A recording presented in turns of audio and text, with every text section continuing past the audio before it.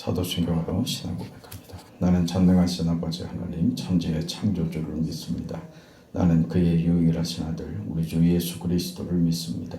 그는 성령으로 잉태되어 동정녀 마리아에게서 나시고 본디오 빌라도에게 고난을 받아 십자가에 못 박혀 죽으시고 장사된 지 사흘 만에 죽은 자 가운데서 다시 살아나셨으며 하늘에 오르시어 전능하신 아버지 하나님 우편에 앉아 계시다가 거기로부터 살아있는 자와 죽은 자를 심판하러 오십니다.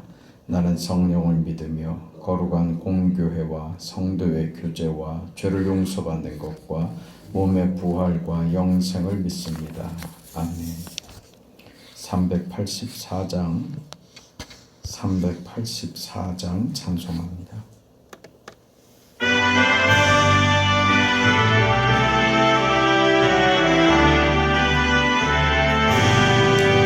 나의 갈 길 다가도록 예수 인도하시니 내 주 안에 있는 긍휼 어찌 의심하리요.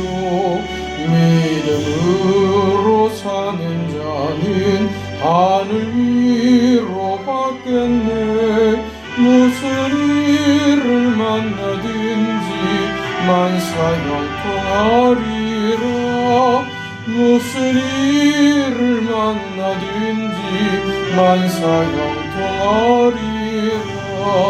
나의 갈 길 다가도록 예수 인도하시니 어려운 일 당한 때도 족한 은혜 주시네. 나는 심히 고단하고 영혼 매우 가라나. 나의 앞에 반석에서 샘물 나게 하시네. 나의 앞에 반석에서 샘물 나게 하시네. 나의 갈 길 다가도록 예수 인도하시니 그의 사랑 어찌 큰지 말로 할 수 없도다. 성령 감화받은 영혼 하늘나라 갈 때에 영영 부를 나의 찬송 예수 인도하셨네. 영영 부를 나의 찬송 예수 인도하셨네.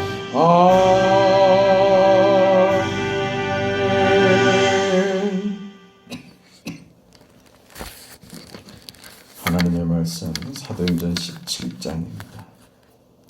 사도행전 17장 1절에서 15절까지 말씀입니다.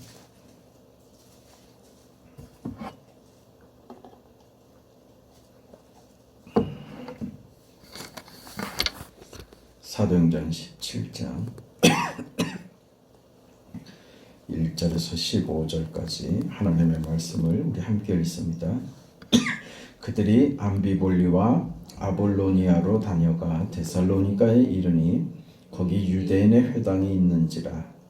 바울이 자기의 관례대로 그들에게로 들어가서 새 안식일에 성경을 가지고 강론하며 뜻을 풀어 그리스도가 해를 받고 죽은 자 가운데서 다시 살아나야 할 것을 증언하고 이르되 내가 너희에게 전하는 이 예수가 곧 그리스도라 하니 그 중에 어떤 사람 곧 경건한 헬라인의 큰 무리와 적지 않은 귀부인도 고난을 받고 바울과 실라를 따르나 그러나 유대인들은 시기하여 저자의 어떤 불량한 사람들을 데리고 때를 지어 성을 소동하게 하여 야손의 집에 침입하여 그들을 백성에게 끌어내려고 찾았으나 발견하지 못하매 야손과 몇 형제들을 끌고 읍장들 앞에 가서 소리질러 이르되 천하를 어지럽게 하던 이 사람들이 여기도 이르매 야손이 그들을 맞아들였도다. 이 사람들이 다 가이사의 명을 거역하여 말하되 다른 임금 곧 예수라 하는 이가 있다 하더이다 하니 무리와 읍장들이 이 말을 듣고 소동하여 야손과 그 나머지 사람들에게 보석금을 받고 놓아주니라. 밤에 형제들이 곧 바울과 실라를 베레아로 보내니 그들이 이르러 유대인의 회당에 들어가니라. 베레아에 있는 사람들은 데살로니가에 있는 사람들보다 더 너그러워서 간절한 마음으로 말씀을 받고 이것이 그러한가 하여 날마다 성경을 상고하므로 그 중에 믿는 사람이 많고 또 헬라의 귀부인과 남자가 적지 아니하나 데살로니가에 있는 유대인들은 바울이 하나님의 말씀을 베레아에서도 전하는 줄을 알고 거기도 가서 무리를 움직여 소동하게 하거늘 형제들이 곧 바울을 내보내어 바다까지 가게 하되 실라와 디모데는 아직 거기 머물더라. 바울을 인도하는 사람들이 그를 데리고 아덴까지 이르러 그에게서 실라와 디모데를 자기에게로 속히 오게 하라는 명령을 받고 떠나니라. 아멘.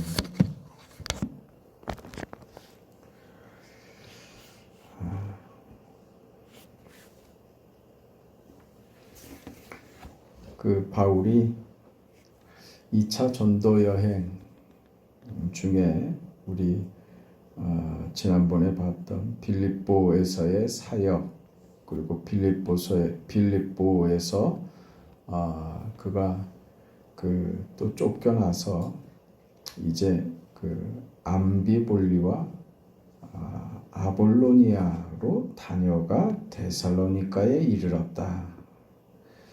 데살로니가에서 그 사역을 하고 그 후에 아테네로 가고 아테네에서 고린도로 가고 그 다음에 돌아오는 2차 전도 여행 그 중에 있습니다. 그 이방인을 위한 사도로 그 바울이 그 부름을 받았기 때문에 바울 선교의 목적은 이방인들이었습니다. 우리가 잘 아는 대로 그 2차 전도 여행도 그 바울은 아시아권을 맴돌고 있었습니다. 그의 행동 반경이 더 넓어지지 않고 있었는데 성령께서 강권하셔서 유럽으로 마케도니아로 지금 인도되어 온 곳입니다. 그럼에도 그 바울의 그 선교 사역을 보면 언제나 회당 중심이었다는 말입니다. 오늘 그 이야기를 좀 하려고 합니다. 바울은 늘 회당에 가서 성경을 가지고 유대인들과 논쟁을 합니다. 그리스도가 주 되심을 그는 언제나 가는 지역의 회당을 찾아가서 회당이 없으면 빌립보에서와 같이 저들의 기도처를 찾아가든가 하는 방식으로 먼저 바울이 접촉했던 사람들은 언제나 유대인들이었습니다. 이방인의 선교사로 이방인의 사도로 부름을 받았지만 그는 언제나 그 유대인들을 중심으로 그의 사역을 진행을 했다는 것이죠. 그 사도행전 13장에 가서도 보면 바울이 1차 전도 여행 때 안디옥에서 출발해서 한 바퀴 돌고 안디옥으로 도착을 하게 됩니다. 거기에 그 안디옥에 다시 이르렀을 때 유대인들과 논쟁이 벌어지는데 이때 그 바울이 그 논쟁 끝에 이런 결론을 내죠. 유대인들이 경건한 귀부인들과 그 성내 유력자들을 선동하여 바울과 바나바를 핍박하게 하고 그 지경에서 쫓아내니 두 사람이 저희를 향하여 발에 티끌을 떨어버리고 이고니온으로 갔다. 먼지를 떨어버리고 이고니온으로 갔다. 우리와 상관없다. 우리는 전할 바를 다 전했고 너희들이 받지 않았으니 너희들이 받지 않은 것에 대한 저주는 너희들 몫이다. 그 말이죠. 우리와 상관없다. 너희들이 잘못해서 우리는 전할 바를 전했지만 너희들이 받지 않았기 때문에 너희가 당할 그 일에 대해서는 우리는 책임이 없다. 그런 태도인 것이죠. 그래서 발에 그 먼지를 털어버리고 그 돌아섰다는 말입니다. 말하자면 이제 그 이방인에게로 그 사역을 돌리기로 돌아서기로 결심을 했습니다. 그렇지만 그가 또 가는 곳마다 어디를 가든지 회당에 들어가서 논쟁을 계속하는 것이죠. 오늘 본문에 그 데살로니가나 그 다음에 베레아나 그 다음에 아테네나 그 다음에 또 고린도에 이르러서도 계속 그 바울은 이 그 전략을 유대인들을 향한 복음 전하는 것을 쉬지 않고 있습니다. 그래서 18장에도 가보면 바울이 이런 말을 합니다. 저희가 대적하여 회방하거늘 바울이 옷을 떨어 가를 때 너희 피가 너희 머리로 돌아갈 것이요 나는 깨끗하리라. 이후에는 이방인에게로 가리라. 이방인으로 가겠다라고 매번 다짐을 하면서도 유대인의 회당을 떠나지 않고 유대인들에게 그 회당에서 그 복음을 전하는 일을 쉬지 않고 있더라 하는 것입니다. 그 지속되는 반대와 지속되는 어려움에도 불구하고 계속해서 그 유대인들과 성경을 가지고 토론하는 일, 그래서 늘 예상되고 예측하는 대로 언제나 그 바울이 그 험한 일을 당하고 하는 일을 계속 반복되는 그 사역이더라 말이죠. 지금 회당 중심으로 선교 사역이, 전도 사역이 그렇게 진행이 되고 있지만 바울의 그 회당에서의 복음 선포가 그 유대인들을 구원하겠다라고 하는 그 1차적인 목표 외에 무슨 그 다른 어떤 의미들도 찾아볼 수 있는 것 아닌가 하는 생각이 들어가는 겁니다. 결론을 뻔히 알면서도 계속해서 반복하여 회당으로 들어가는 그 바울의 모습을 보면서 말이죠. 왜 유대인의 회당으로 계속해서 갔을까?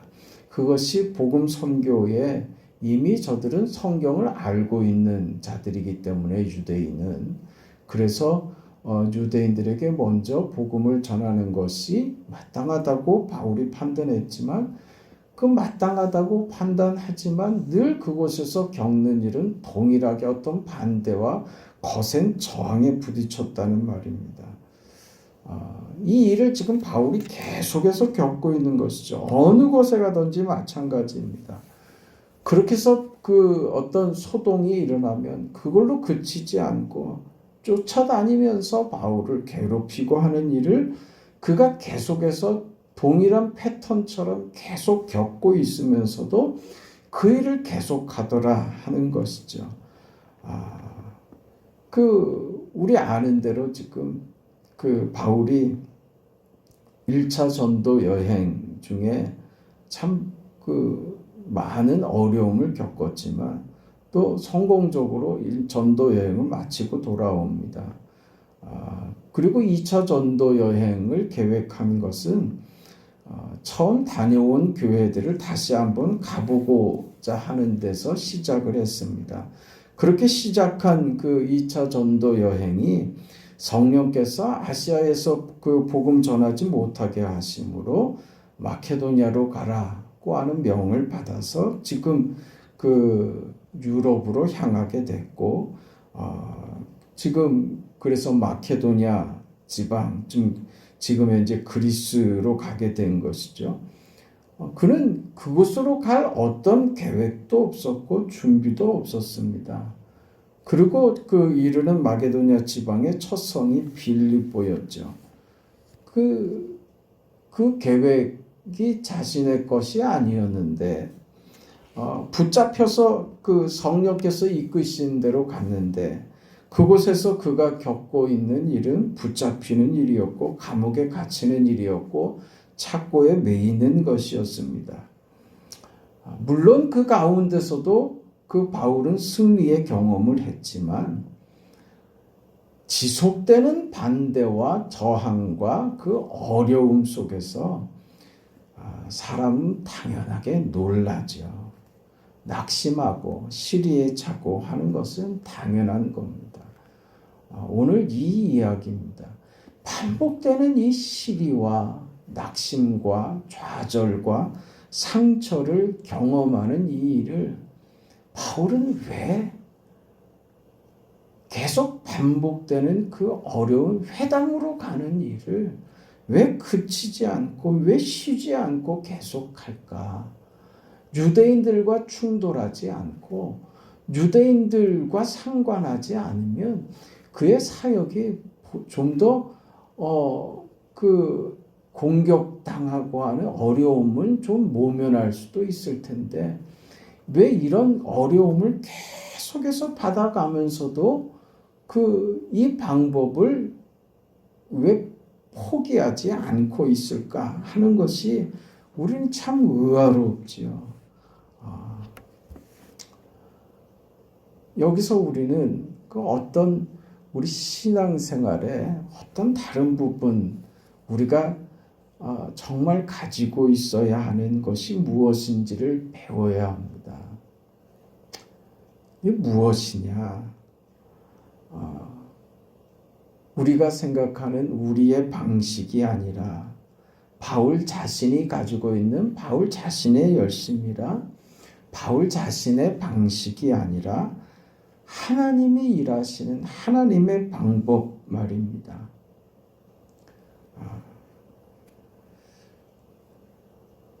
내가 하는 일이 세상이 귀 기울이지 않고 나를 방해하고 나를 욕하고 나를 핍박하고 저주할지라도 하나님께서 이 일을 기뻐하시고 나는 세상의 어떤 그 반응과 상관없이 나는 내가 해야 할 일을 하나님의 사랑과 하나님의 성실하심과 하나님의 그 은혜와 자비를 따라서 나는 이 일을 할 뿐입니다.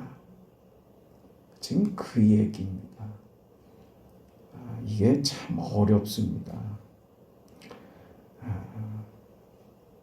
그러기 위해서는 우리가 무장되지 않으면 안 되는 거예요. 똑같은 어려움과 똑같은 그 고통과 똑같은 반대와 그래서 무슨 일을 할 때마다 예상되는 상처와 그 마음 졸이고 육체적으로 또 마음적으로 얼마나 어려운 일을 겪을지 뻔히 알면서 그 일을 반복해야 되는 그 모든 결정들이 정말 단단하게 무장되지 않고서는 그 일을 반복해서 할 수가 없는 것이죠. 물론 승리를 경험합니다. 어떤 어려움에도 하나님께서 함께 하시고 그 결과를 하나님의 복음이 늘 승리하는 것을 보게 하십니다. 그러나 그 과정을 겪어내는 바울 자신은 이건 괴롭습니다. 참 어렵습니다.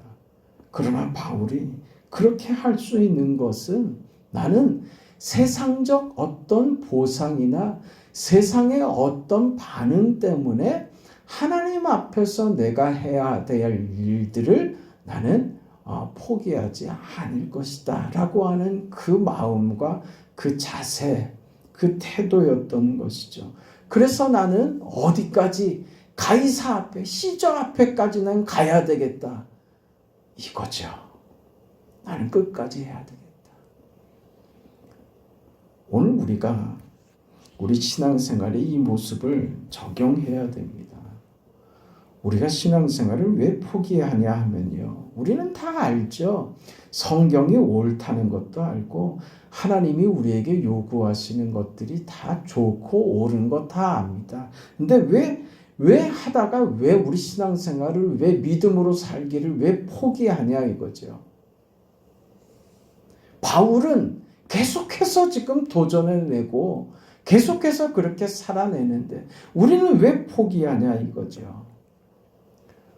내가 저들에게 선의로 다가갔고 무슨 어떤 보답을 기대하는 것도 아니고 나는 저들에게 정당하게 저들을 위해서 나는 그 열심을 내고 수고를 하고 포기하고 양보하고 그렇게 신앙생활로 그 하나님의 뜻대로 말씀대로 살려고 했는데 내가 오히려 내가 선으로 다가갔는데 나는 언제나 불쾌한 경험만 하더라 이거죠. 내가 낸 어떤 열심도 내가 한 어떤 양보도 상대를 유익하게 하기 위하여 내가 한 어떤 것도 정당한 보답이 없는 것뿐 아니라 오히려 공격당하고 업신여기고 무시당하는 결과를 보더라. 이게 화나는 거예요. 그래서 포기하는 겁니다. 그렇게 살면 손해본다 이거죠. 그러니까 자식들을 우리가 그렇게 가르쳤지요. 공부해야지 돼. 공부 안 하면 넌 공부 안 해서 세상 어떻게 살려고 그래. 독해져야지 돼. 그 다 무엇을 기준으로 해서 자녀들에게 가르쳤던 거예요. 뭘로 가르쳤던 거예요? 다 세상적 방식입니다. 세상에 뒤처지면 안 된다고. 세상은 무서운 것이라고. 네가 더 무서워지지 않고 더 네가 집요하고 네가 더 앞서가지 않으면 너는 살아갈 수 없다고 그런 논리로 가르쳤죠. 우리도 그렇게 살고 있고 말입니다. 세상에 젖으면 호구되고 세상에 젖으면 우리는 정말 바보가 돼버리더라. 그것만 갖고 있는 거예요. 그 믿음으로 사는 것이 포기된 것이죠. 그 믿음으로 살려고 하지 않습니다. 신앙적 삶을 살려고 하지 않는 겁니다. 이게 결국 무엇이냐 하면요.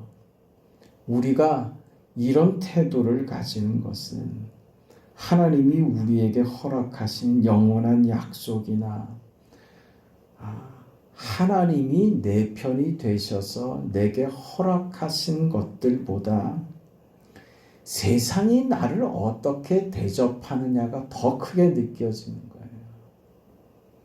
그래서 포기하는 거예요. 무엇이 더 좋느냐? 하나님이 주실 것보다, 하나님이 약속하신 것보다 세상이 주는 것이 더 큰 거예요. 그래서 포기하는 거예요. 여기서 우리 삶의 방식이 갈리는 겁니다. 바울은 그것을 알지만 어떤 반응과 그 세상이 너희들이 어떤 반응 그리고 어떻게 나를 대하는 것과는 상관없이 나는 하나님의 부르심의 그 목적을 따라 살 것이다. 하나님의 복음은 망하지 않는다. 하나님께서 내 인생에 허락하신 것은 영원한 것이다. 아름답고 복된 것이다. 나는 이것을 세상의 그 어떤 것과도 비교할 마음이 추호도 없다. 나는 그리스도를 위하여 사는 삶을 내 인생의 목적으로 삼았고 이것이 내 삶의 기쁨이 된다. 나의 유일한 소망이다. 나의 유일한 기대다. 그래서 나는 세상이 어떻게 나를 대하고 내가 너희를 위하여 양보하고 희생하고 포기하고 모든 것을 던진 내 삶과 내 내용을 가지고 너희들이 얼마나 악독하게 나를 대할지라도 나는 그것과 상관없이 이 일을 계속할 것이다. 죽는 순간까지 나는 이 일을 멈추지 않을 것이다. 세상에서 어떤 호감을 받지도 못하고 환대받지도 못하는 것을 알고 있지만 세상은 우리에게 창과 칼을 들고 우리 앞에 서고 있지만 우리는 십자가를 들고 그리스도께서 가신 길을 따라가겠다. 내가 들고 있는 것은 십자가뿐이다. 그 십자가로 나는 언제나 당신들 앞에 서겠다. 이게 지금 바울이 오늘 우리에게 가르쳐주고 있는 것입니다. 우리는 세상 앞에서 돌 맞고 손가락질 당하고 그래서 피 흘려 죽는 존재일 겁니다. 그렇게 우리는 세상 앞에 무력하게 서 있는 자처럼 그렇게 살아가는 모습일 겁니다. 그게 싫습니다. 우리는.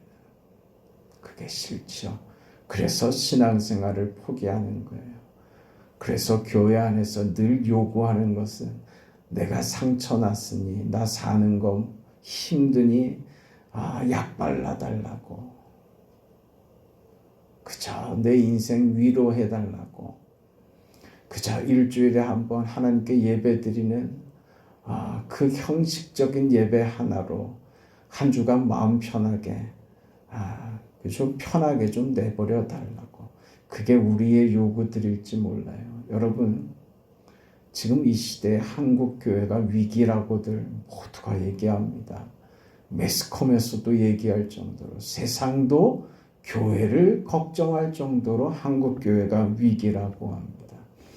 그 위기를 진단하는 그 방법이나 진단의 내용들이 각기 다릅니다. 공통 분모들이 있죠. 교회가 문제다 이거죠. 그러나 여러분,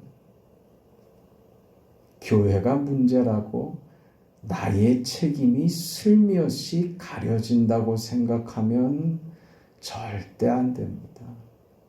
교회들이 문제가 있죠. 한국 교회 문제들이 있습니다. 많습니다.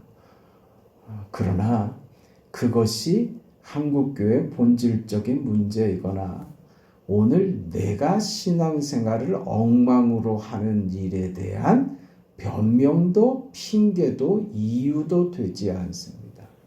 우리는요, 변명할 수 있고 핑계 댈 것만 있으면 얼마든지 나빠지고 싶은 사람들입니다. 그게 우리의 본성이죠. 네? 코로나 때문에요. 코로나 때문이라고요. 코로나 때문에 그렇다고요. 우리 본성이 그렇다고요. 그게 핑계가 되고 변명이 되고 이유가 됐죠. 그래서 교회 안 나가도 되는 것처럼 돼버렸죠. 누가 그렇게 가르쳤어요? 누가 그렇게 해도 된다 그랬어요? 본인이 그렇게 결정하는 거죠. 본인이. 교회 안 나가는 성도들이 지금 얼마나 많은 숫자인지 모릅니다. 누가 그렇게 해도 된다 그랬어요?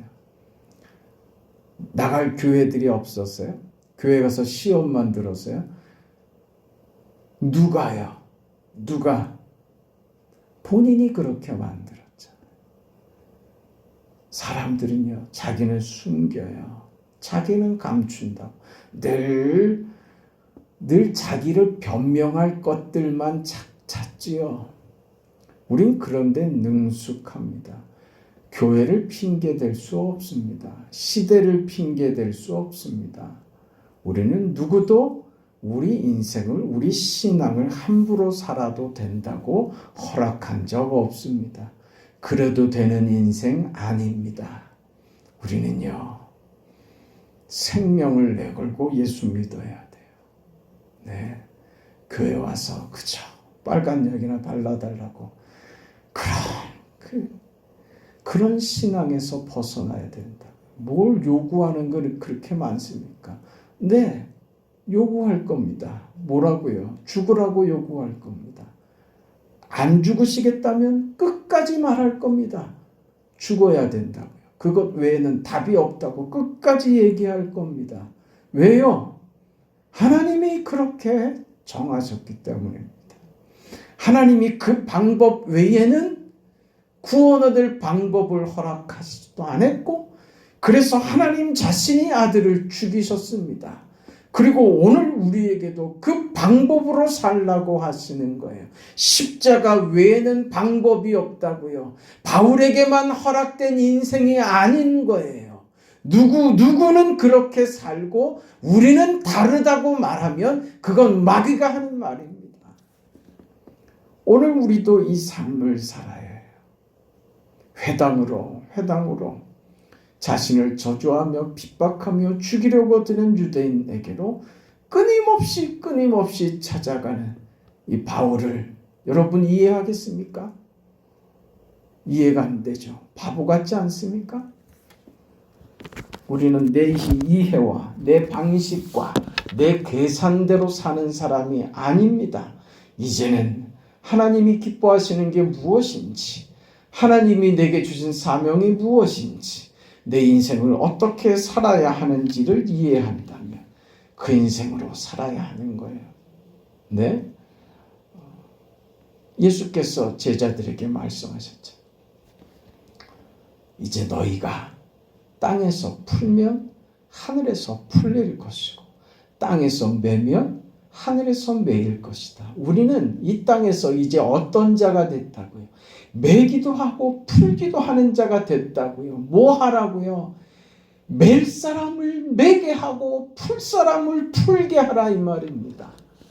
그게 우리 이웃의 이 세상의 모든 문제에 당신이 구원받을 그 길을 내가 풀지 않으면 당신은 풀 길이 없습니다. 이게 오늘 우리에게 허락된 은혜란 말입니다. 당신에게 구원의 문이 풀고 그 구원이 매이고 하는 것을 하나님께서 내게 허락하셨습니다. 그래서 바울이 회당으로 가는 거예요. 매기도 하고 풀기도 하는 그 권세를 오늘 우리가 받았기 때문에 그 인생을 살아가는 거예요. 그게 오늘 우리가 받은 사명의 길입니다. 우리 복되게 하시는 하나님께서 우리 인생을 기대하십니다. 영광스러운 인생으로 만들어 가시기를 주의 이름으로 축원합니다. 거룩하시고 자비하신 아버지 하나님,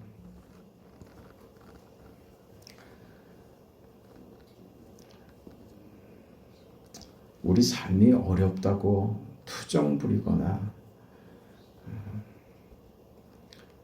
하나님 앞에 어떤 원망도 믿음으로 사는 우리에게는 있을 수 없다고 고백합니다.